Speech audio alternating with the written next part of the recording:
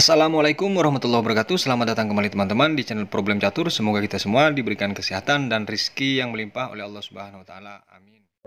Sobat catur dimanapun berada, kali ini saya akan memainkan pertahanan Sisilia di tangan Grandmaster dunia di saat pertandingan dan memegang buah hitam.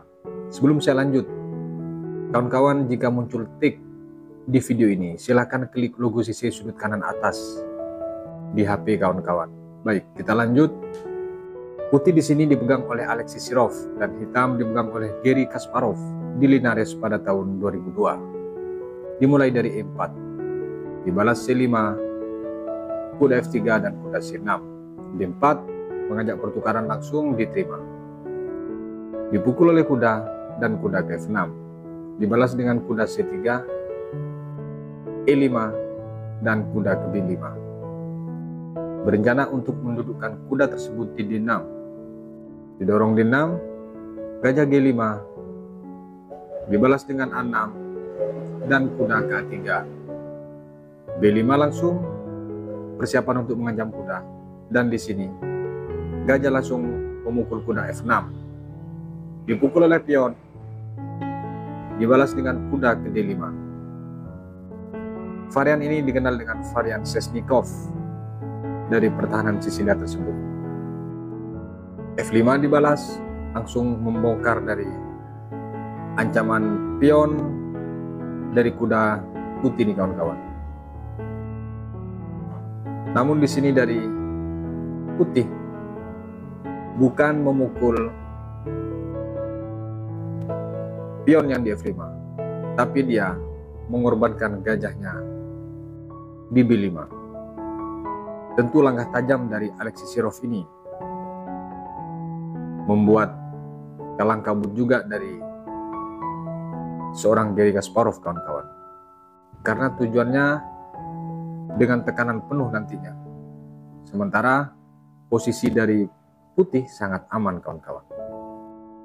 Diterima oleh Garry Kasparov, dipukul oleh kuda, benteng keempat. Kalau pion ini tidak dipukul, tentu menjadi ancaman cek. Dibalas dengan B4, betul-betul tidak dipukul, namun dihalangi sekilas dengan langkah pion tersebut. Dibalas dengan menteri ke4. Betul-betul di sini dari hitam mau keluar total, tidak mau tertekan kawan-kawan. Rokade dari putih dibalas dengan benteng G8. Sangat seru tentunya di sini kawan-kawan. F4 dibalas, dan di sini raja ke D8 untuk menghindari kemungkinan cek. Dibalas dengan langkah C3, yang mana di sini bertujuan untuk mengurung benteng sekaligus diancam oleh menteri. A6 dibalas dengan A4, dan di sini pion kali pion. F5 dibalas dengan gajah ke B7. Secara tidak langsung tentu akan mengancam kuda ini kawan-kawan. Benteng ke-2 dilanjutkan dengan E3. Dibalas dengan langkah kuda kali pion. Yang mana di sini dari putih memberikan peluang untuk masuk tekanan dari hitam kawan-kawan. Menteri di sini ke4, benteng ke1, dan dibalas dengan langkah kuda di sini memukul pion B4, yang mana langkah pengorbanan ini bertujuan untuk agar fokus serangan terhadap titik G2 diterima. Dan di sini gajah ke6 ingin mengambil kuda ini terlebih dahulu, dibalas dengan raja ke1 dan dipukul kuda ini.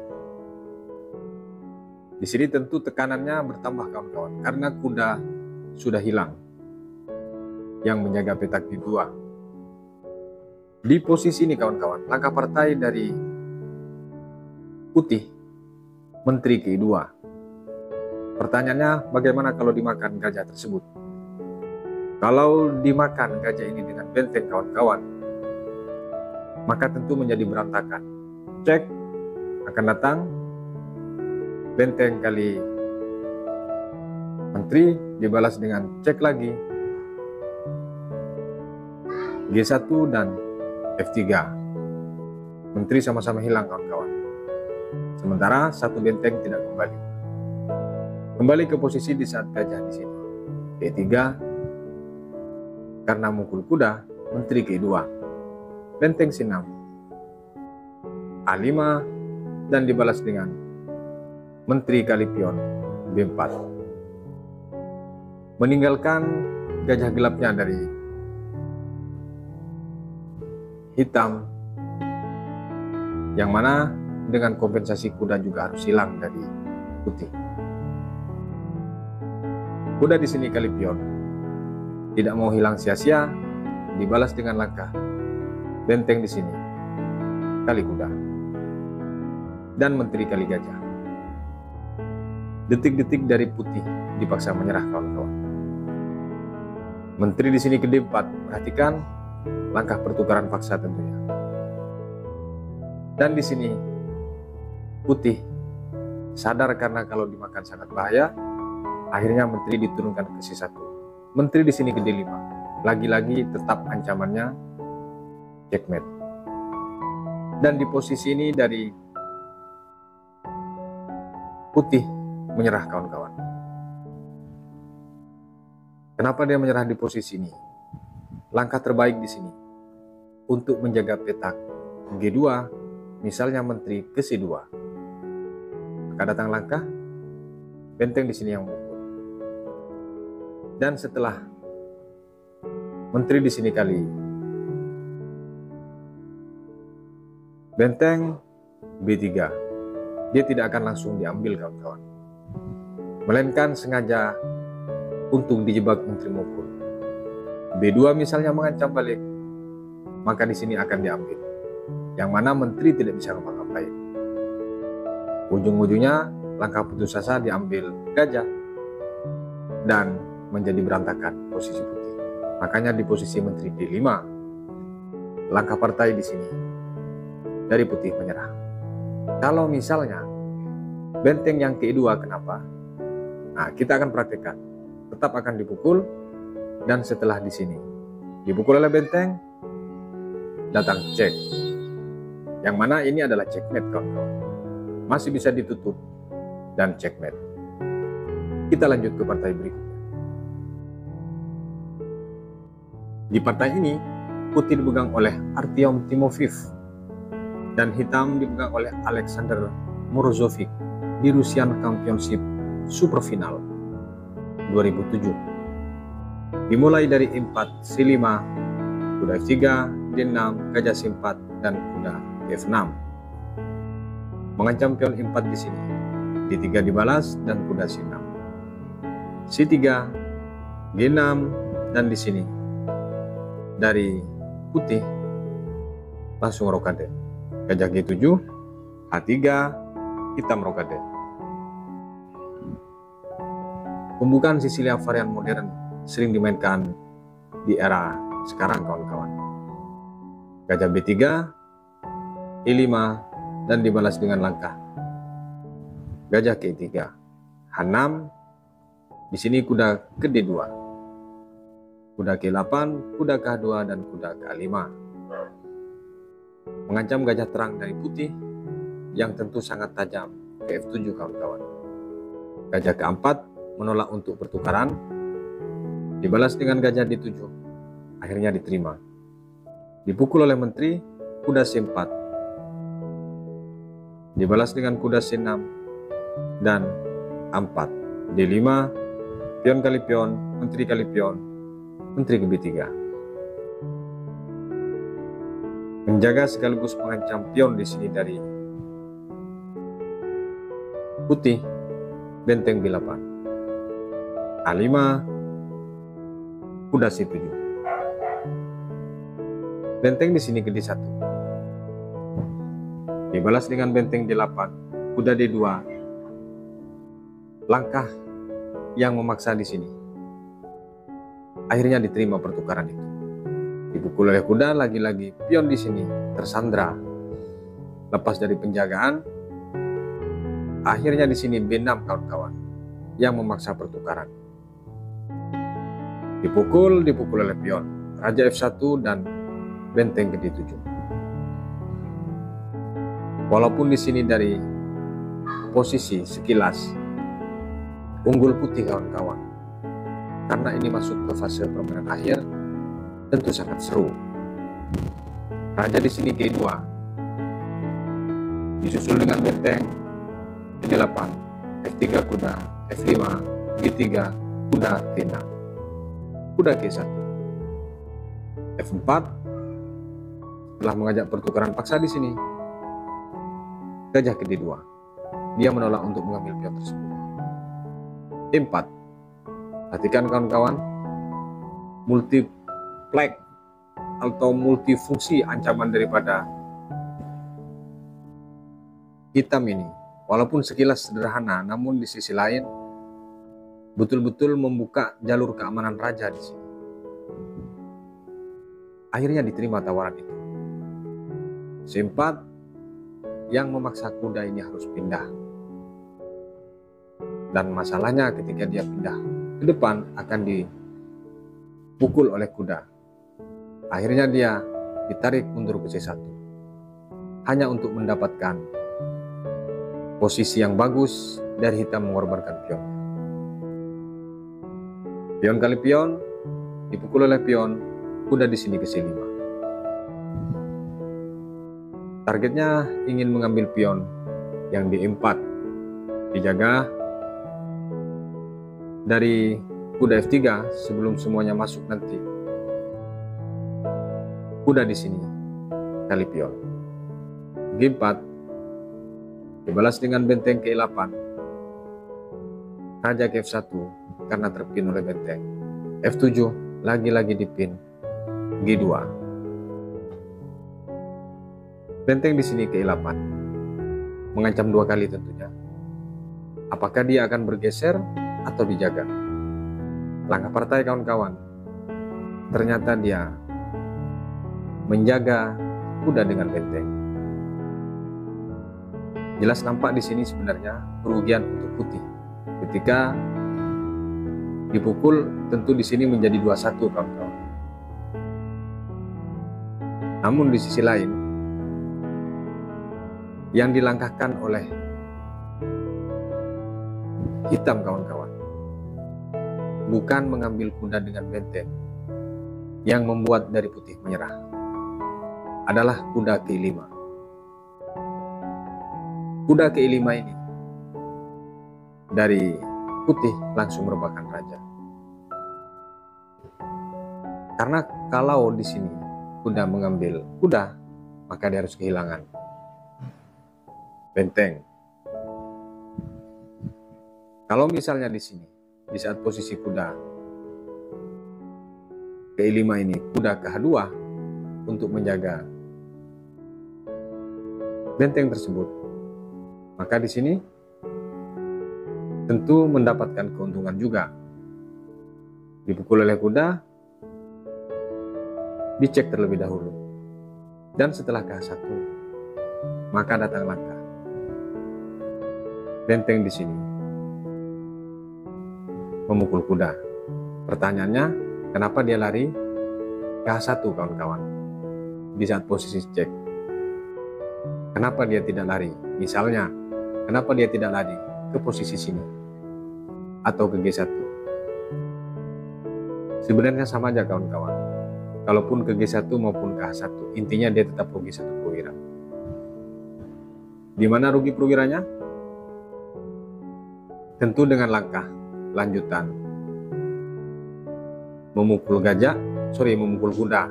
Tapi kalau dia ke G1 kawan-kawan, dia atau hitam tidak tertarik lagi dengan gajah, melainkan akan langkah seperti ini. Cek. Dan setelah dia bergeser, akan disusul dengan langkah kuda kali gajah. Dan mutlak kemenangan tetap hitam. Makanya di posisi kuda di sini ke-5 dari putih menyerah. Dan partai ini putih dipegang oleh Andriy Abakus, hitam dipegang oleh Raymond Kent di London pada tahun 1966. Profil daripada Raymond Kent, walaupun dia belum pernah juara dunia, namun banyak pecatur juara dunia dikalahkan di saat turnamen babak awal, kawan-kawan. Dimulai dari D4 oleh putih, dibalas dengan kuda F6, kuda C3, dan di sini C5. Raymond Kent agak sedikit aneh dari pembukaan Sisilia ini, kawan-kawan. Kuda F3 dibalas dengan pion kali pion, dan kuda di sini kali pion. G6, E4, dan dibalas dengan D6. Gajah G3, gajah G7, F3, dan rokade dari hitam. Dibalas dengan menteri D2, persiapan untuk mendesak pertukaran gajah, kuda C6. Dibalas dengan gajah C4, gajah D7, dan kuda di sini kali kuda dipukul oleh pion, rokade dari putih. Pembukaan Sisilia varian Dragon ini dimainkan di sini. Pembukaan Sisilia Dragon varian Yugoslav nih, kawan-kawan, dimainkan di partai ini, yang mana kedua pemain betul-betul saling menyerang. Menteri C7 dibalas dengan Raja K1 dan benteng ke-8. Menteri F2 dibalas dengan langkah gajah K6. Gajah kali gajah dipukul oleh pion. E5 bertujuan untuk menumpuk 3 dari pion ini, sekaligus dengan tujuan lain untuk mengosongkan lajur F. Kuda di sini ke D5. Mengajak pertukaran ternyata diterima, kawan-kawan. Dipukul oleh pion C, yang mana sengaja pion pusat ini hitam memang sengaja untuk ditumpuk. Pion kali pion dan benteng kali pion. Raymond Kent tidak memilih pion yang memukul, kawan-kawan, melainkan benteng. Jika di sini gajah C5, kawan-kawan, dengan tujuan untuk mengancam benteng, maka dengan mudah dia menggeser. C6 menjadi garis serang yang sangat tajam. Kembali ke posisi di saat benteng di sini. Ke D6, C3 dibalas. Dan gajah ini berencana untuk ditempatkan di posisi D4. E5 dibalas, benteng ke D1. D4 langsung diajak pertukaran, kawan-kawan. Namun di sini dari putih memindahkan gajahnya ke D2. Menteri B7 dibalas dengan B3. E4 lagi-lagi mengajak pertukaran di sini. Pion kali pion, dan di sini tidak dipukul dengan menteri, namun di sini pion kali pion mengancam gajah, kawan-kawan. Agak sedikit unik memang langkah daripada hitam ini, namun betul-betul punya tekanan yang sangat berbobot. Gajah K3 menghindari langkah itu, dan di sini baru menteri kali pion. Benteng di sini kali benteng dipukul oleh pion, benteng G1. Perhatikan, walaupun sudah terjadi pertukaran, struktur pion dari hitam tetap akan tersusun dan terjaga, kawan-kawan. Ini yang perlu kawan-kawan perhatikan untuk masuk ke fase permainan akhir. Jadi kalaupun terjadi pertukaran, namun struktur bangunan tidak berubah. Benteng ke-8, jika di sini dipaksa untuk beradu, maka akan dilayani oleh hitam. Menteri ke-2 menjadi langkah konyol sebenarnya ini, tapi bertujuan untuk cek, mengadu menteri di sini dari putih, kawan-kawan. Dibalas dengan C2, persiapan untuk promosi. Dan di sini menteri ke D2. Itu di sini kehilangan arah langkah daripada putih, kawan-kawan. hanya untuk mencoba mempertahankan jadinya. Dibalas dengan gajah ke-6, dan di posisi ini dari putih menyerah, kawan-kawan. Kenapa di sini putih menyerah? Karena semuanya serba paksa langkah tersebut. Jika di posisi ini gajah mengambil gajah, maka dipastikan mat, karena datang cek, dipukul, checkmate. Jika di posisi ini benteng ke-2 misalnya, untuk menjaga atau mengatur tempo, maka tetap akan diambil. Dipukul, dipukul. Diterima atau menghindar, ini tetap akan hancur, kawan-kawan. Misal di sini masih mencoba melawan, maka di sini promosi menteri tidak bisa dijaga. Kemungkinan yang terakhir, ketika di sini gajah ke F2, di posisi ini akan sama-sama hilang menteri maksudnya, maka di sini dari hitam tidak akan mengambil benteng, akan mengambil menteri. Dipukul, maka di sini langkah promosi C yang wajib ditutup. Dan setelah dia ditutup, entah pakai gajah atau pakai benteng, akan seperti ini langkahnya, menjadi babak belur, kawan-kawan. Wajar kalau di posisi ini dari Andri Abakus menyerah atas langkah Raymond Kemp. Kita lanjut ke partai berikutnya. Dan partai ini putih dipegang oleh Viswanathan Anand dan hitam dipegang oleh Vasilin Topalov di Amber Rapid Play 2001, kawan-kawan. Dimulai dari E4 oleh Anand, C5 dibalas, dan kuda F3. Kuda C6, D4, pion kali pion, dan kuda kali pion. Kuda ke F6, kuda C3, E5, kuda ke B5, dan D6. Gajah G5, A6, dan di sini kuda K3, langsung B5, persiapan untuk mengancam. Gajah di sini memukul kuda, dipukul oleh pion dan kuda ke D5. Sisilia varian Sesnikov dimainkan di partai ini, kawan-kawan. F5 dibalas, C3, dan di sini gajah ke G7. Gajah ke D3 dibalas dengan langkah gajah ke E6. Jika pion mengambil pion, kuda akan hilang. Menteri di sini langsung ke H5 dan dibalas dengan langkah rokade. Perhatikan langkah daripada Vasilin Topalov, kawan-kawan. Jelas di sini ada desakan, namun tetap dia memaksa untuk rokade.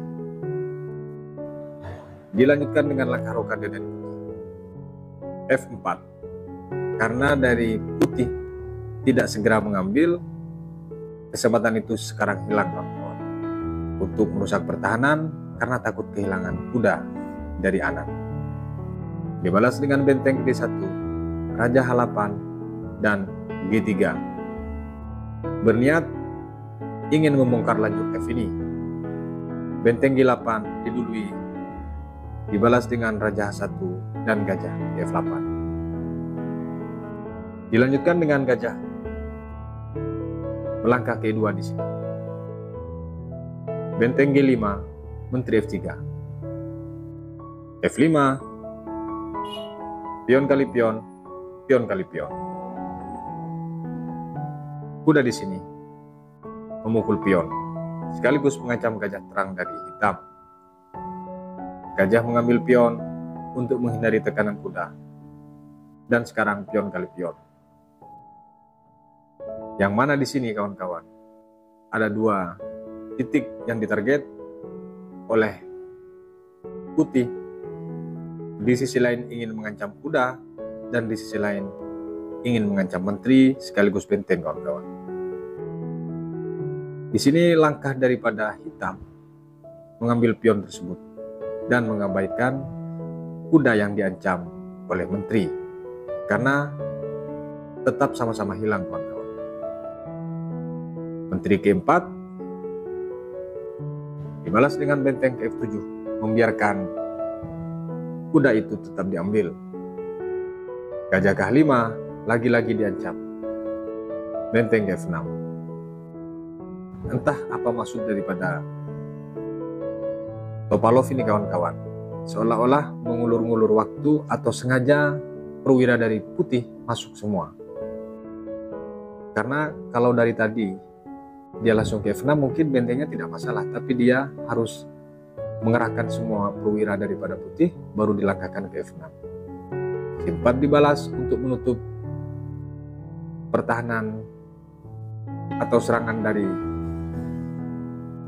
kuda agar tidak terbaca oleh gajah atau tidak terjaga oleh gajah kawan-kawan. Kuda di sini ke5 dan di sini C5. Tentu di sini tekanannya adalah 2 kali kawan-kawan. Bukan hanya sekedar pertukaran pion, tapi ancaman untuk menteri. Benteng C8, pion kali pion, dan di sini gajah kali pion. Langkah yang sangat berani tentunya dari hitam nih kawan-kawan. Dibalas dengan gajah ke2, malah dia yang ditarik mundur lagi kawan-kawan. Menteri F8 dan dibalas dengan langkah kuda ke H5. Setelah di sini terancam benteng, langkah dari Vasilin Topalov bukan hanya sekedar langkah biasa kawan-kawan. Dia betul-betul masuk memaksa pertukaran. Dan di sini detik-detik menyerah dari putih. Perhatikan langkah kompleks yang membuat menyerah atau detik-detik menyerah di sini dari putih kawan-kawan. Di posisi ini kawan-kawan, langkah partai dimainkan oleh putih adalah kuda ke C2. Yang mana satu langkah dari itu menyerah dari putih. Pertanyaannya, kenapa kalau dimakan benteng? Atau bagaimana kalau langkah lain? Baik. Jika di sini benteng dipukul, maka datang menteri kali benteng. Benteng di sini ketika memukul gajah, maka datang cek. Ditutup, dipukul cek. Kalau dia memukul, maka tentu checkmate. Kembali ke posisi, kalau di sini benteng langsung memukul D6, maka kasusnya tidak beda, tentu langkah checkmate juga kalau dia pukul. Kembali ke posisi di saat benteng di sini kawan-kawan. Langkah partai di sini dari Viswanathan Anand melangkahkan kuda ke C2 dan satu langkah dari ini menyerah dengan langkah kuda ke D3. Viswanathan Anand menyerah kawan-kawan. Memang masih bisa, perhatikan di sini, memang masih bisa kelihatannya untuk melawan. Namun di sisi lain, karena ancaman cek dengan gajah, dia memilih untuk menyerah. Kalau misalnya dia memaksa untuk cek, maka akan ditutup dengan gajah. Harus korban menteri bukan? Kalau dia mengambil kuda, tentu di sini cek dengan benteng. Makanya dia menyerah kawan-kawan. Akan disusul langkah lanjutan cek dengan menteri yang tidak bisa ditutup. Kita lanjut ke partai berikutnya. Dan partai ini putih dipegang oleh Artyom Timofeev dan hitam dipegang oleh Garry Kasparov di Rusia Championship 2004. Dimulai dari E4, C5, kuda F3, D6, gajah C4, kuda ke F6, dan D3. Pembukaan Sisilia varian modern dimainkan di partai ini. Kuda C6, C3, G6. Dibalas dengan rokade gajah G7, gajah B3, hitam rokade. Benteng ke E1. B5 dibalas A3, A5, dan gajah di sini tetap diancam oleh hitam nantinya. Namun untuk mengantisipasi, hitam menurunkan kuda ke D7. Dibalas dengan gajah di sini ke E3. A4 setelah diancam gajah. Ternyata dia tidak mundur ke A2, tapi dia ke C2 kawan-kawan. Kuda ke B6,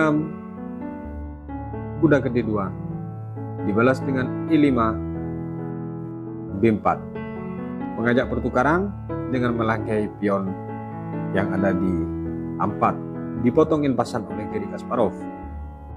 Dipukul oleh gajah, gajah D7 dan menteri ke C2. Benteng ke-6, benteng di sini ke B1. Menteri ke A8.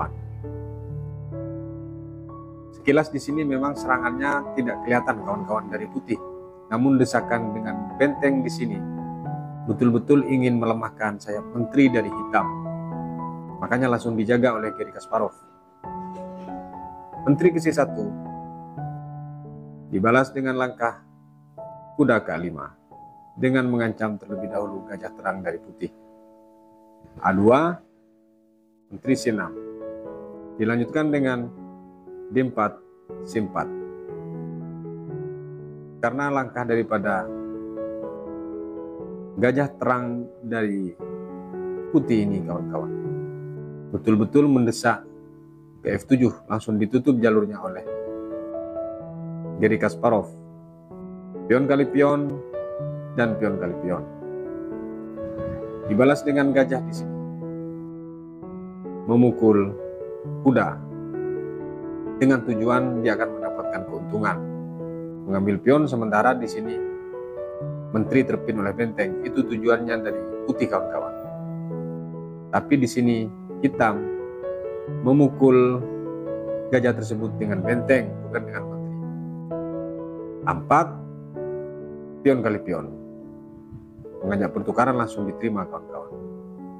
Dipukul, menteri kali benteng. Kuda di sini langsung mengajak pertukaran lagi, karena dia mungkin berpikir unggul satu pion. Diterima dan dibalas dengan langkah gajah kali kuda. Menteri di sini langsung mengancam. D1 sama-sama mengancam, namun ancaman dari putih nih kawan-kawan. Ada dua sisi, yaitu pion dan gajah terang dari hitam. Kembali ke posisi di saat menteri di sini ke C5. Kalau dia mengunci langkah gajah ini ke D5 kawan-kawan, maka akan datang benteng C8 dan C4. Ini tentu sangat kuat dari putih, karena ini sudah masuk ke fase permainan akhir kawan-kawan. Kembali ke posisi di saat diancam, menteri ke D1, yang mana tentu di sini sama-sama mengajak pertukaran. Menjadi keuntungan tempo di sini untuk hitam, akhirnya diambil oleh Garry Kasparov. Dipukul gajah dan menteri kali pion. Dibalas dengan langkah menteri kali pion, D3. Dilanjutkan dengan C4, E4. Benteng D1, E2, dan dibalas dengan langkah kuda ke H2. Langkah di sini tentu terbirit-birit daripada putih karena salah memainkan tekanan tadi. Gajah di sini langsung C3, F1, dan dibalas dengan gajah ke D4. Menteri C2, C6, dan H5. Dibalas dengan menteri ke D5. Ingin mengancam gajah sekaligus pion. Menteri D3. G4, pion kali pion. Pion kali pion, raja G7. Ini masuk ke detik-detik dari putih menyerah kawan-kawan. Belum bisa di sini dilakukan kombi karena menteri daripada putih terikat dengan pion atau berkait dengan pion kawan-kawan. Raja G2 Dibalas dengan langkah benteng ke-8. Ancamannya adalah cek tentunya. Menteri di sini ke D6. Bertujuan untuk menjaga ketika cek dipaksakan oleh hitam. Menteri cek di sini ke H3 tetap. G1. Ke D3 lagi. Dibalas dengan G2 lagi. Menteri ke H3 lagi. G1. Menteri C3. Dan di sini ternyata dia menyerah, kawan-kawan. Kenapa kok bisa menyerah di posisi ini? Sementara sebenarnya dari putih masih ada peluang untuk membela. Ternyata di sini, kawan-kawan, langkah ini sengaja dipermainkan oleh Garry Kasparov, yang mana pion ini mau diambil. Sementara menteri tetap harus menjaga pion terakhirnya untuk bisa mempertahankan remis. Dan kalau dibela dengan D5, kawan-kawan, akan datang cek, dan ini sekaligus mat. 1 cekpet. Kembali ke posisi. Kalau dia langkah lain, misalnya menteri F4, maka di sini gajah ke E5. Masuk ke langkah serba salah karena menteri sudah terkurung, kawan-kawan. Makanya di posisi menteri C3 tadi menyerah dari putih. Kemungkinan terakhir di sini, kawan-kawan, kalau misalnya di posisi ini ke D1 benteng misalnya, gajah di sini ke E5 dengan tetap akan mengancam. D5 maka akan kehilangan kuda, sekaligus akan datang langkah lanjutan cek. Kalau di F1, F3. Misal dia cek D4, cukup G8. Dan kalau memaksa dia untuk cek lagi ke D8, A7. Memaksa lagi dia, maka dia akan terjebak, kawan-kawan. Dia tidak bisa cek lagi. Di sisi lain ancamannya benteng harus hilang. Semoga bermanfaat untuk insan catur dimanapun berada. Sampai berjumpa di video berikutnya. Assalamualaikum warahmatullahi wabarakatuh.